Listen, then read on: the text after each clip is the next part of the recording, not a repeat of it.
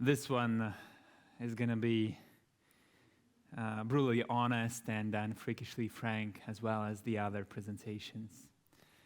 And it is true. What's written on the slides, I am a mess. I feel incompetent, stupid, and weak on a daily basis. I feel the struggles, the challenges, and the fears of the close friends and family members. I lack meaningful motivation.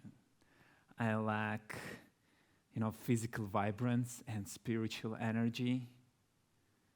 I lost it. I lost it somewhere. And I am lost. And there is a good chance, well, unfortunately, that if you are a scholar, a student, a young professional, that you feel me. You maybe feel like me.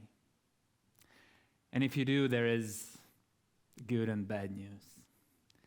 I mean, the good news are for me that I'm not alone. We are not alone. And the bad news is that the uncertainty, the unfamiliar, and the unknown is just gonna expand, still gonna expand no matter what, especially if you're bananas enough. If you try to find something new, if you learn new bits of information and starting the new initiatives, then it's gonna be expanding, the uncertainty is gonna be expanding even faster. So what do we do about that? Should we stop? Should we stop expanding the horizons? I know that obviously that the answer is no. We can't stop. I mean, it's next to impossible. I know that I will not stop as well. But not for the right motivation, not for the right things.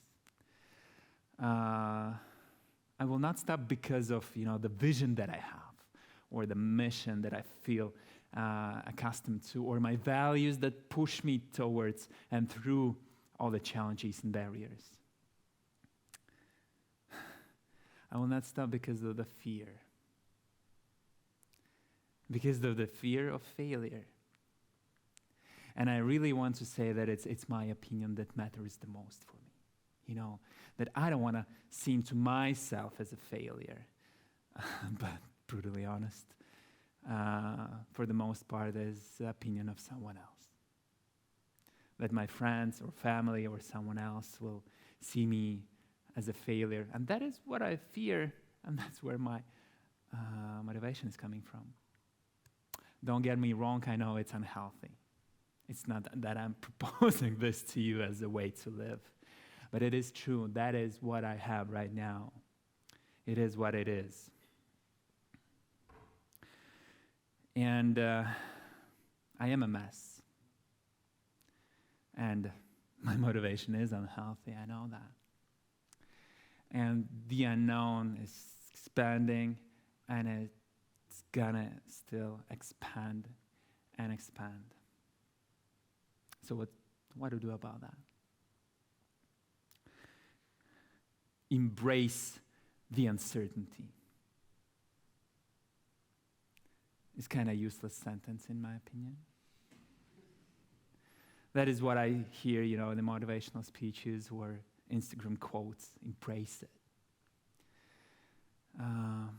Planning for the worst, though, is what I find the most useful and rewarding.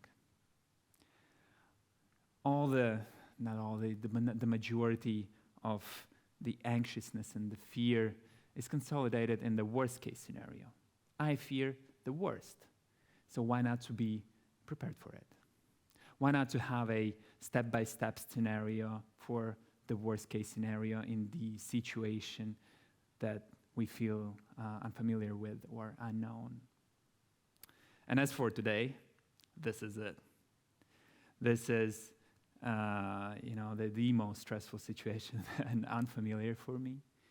And I have a plan. So the worst case scenario is that if I might forget the word, or a sentence while presenting, or the whole plot.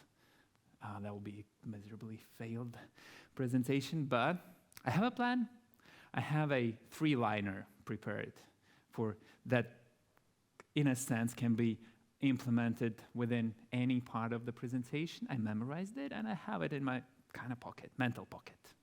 I have it prepared, and if I'll forget something, I'll just push it in, and I'll have a little time to breathe out and to pick up the pace and to find out where I left that. I haven't used it yet, by the way, so still have it in here. Okay, so we are ready for the worst. Yes, we prepared for that, but what is happening in between? And the mantra says that we cannot stay in the comfort zone. We can't. If we want to learn, if we want to grow, we have to push ourselves outside the comfort zone. So basically, and we as, overachieving, very ambitious individuals, I believe, here and online, we can't stop growing. So we have to push it forward. So we have to actively leave the familiar. We have to push ourselves out of the comfort zone. So we have to meaningfully and mindfully live the known, step into the unfamiliar, and embrace it. And it sounds exciting, the unfamiliar, all the new things, what's going to happen. It sounds and it is exciting. I love it. Unless it paralyzes us and spits us out.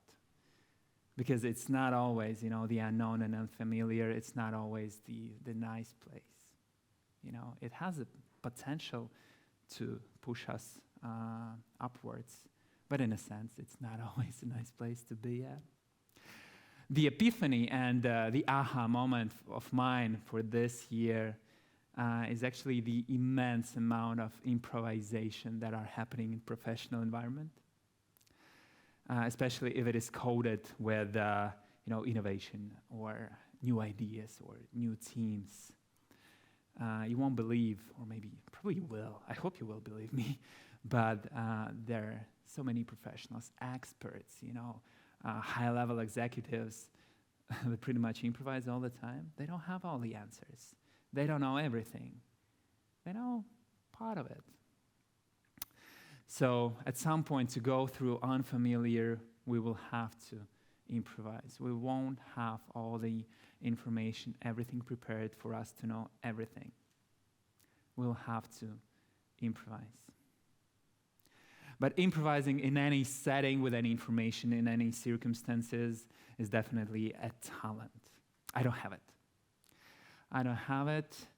However, what I find the most useful in my case is improvising on a solid foundation. And by a solid foundation, what I mean is that I know my strength. I know some of the topics that I feel knowledgeable, experienced, skillful as well. And what I learned myself, what I taught myself to go through the unfamiliar is to always get the dialogue or the topic into my hands, to push it a little towards my solid foundation. In that sense, data-driven decision-making and process optimization and process design is where I feel the most comfortable. And I can adapt those topics to pretty much any situation. And what I do, and it is a choice, it's not even a skill, it's just something to keep in mind, is that any conversation where you must improvise, you can dive it towards your solid foundation, where you feel most comfortable and can get through without any paralyzation. Obviously, the overarching topic of my presentation is coping.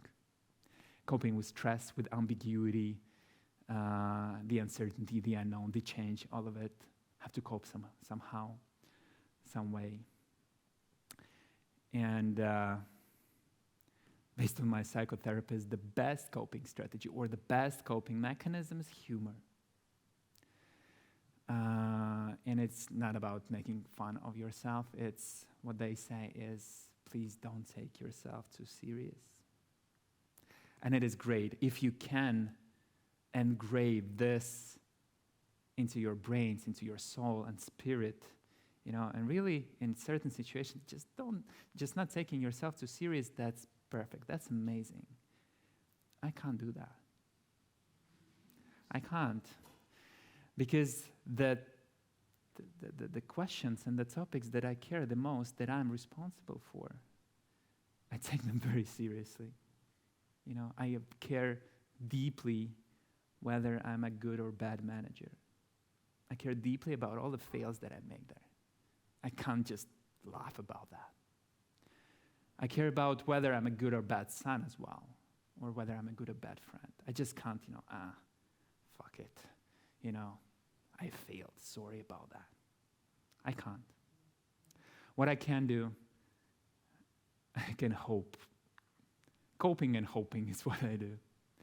And I hope that at some point, at some day, somewhere in the future, I will be able to look back and see it as a, funny mistake that actually didn't matter that much, maybe. So someday, it might seem funny. But please, if you hear, that don't take yourself too serious, or it's just a task, or it's just your responsibility. You failed, that's okay. It's okay to fail.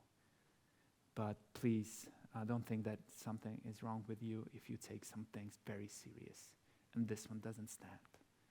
Not taking yourself too seriously might not work for you, as it doesn't work for me, and I hope it's okay. And again, you're not alone. And what I have to say, and I have to apologize in front of you, because the topic, the theme of my presentation kind of proclaimed that I'm going to provide you with very sharp and working toolbox, how to navigate through the unknown. Something like a map or a compass, something that's going to work perfectly. I failed miserably, I know. At max, what I could provide you within this presentation is a tiny patch, coping patch that might help us to go through the unknown. It might be useful and helpful for us not to get paralyzed and to, with a nice smile over our heads, to go through the unknown. And this, tiny little coping patch actually helped me to get out of the mess. You know that it's a lie, right? That one is a big lie. I am still a mess. And I still plan for the worst. I still improvise through the day, and I really hope that all that, pressures me right now, at some point, me, hopefully with you, friends, will be able to look back at that and see it as a, funny mistake that happened and didn't matter that much. Thank you.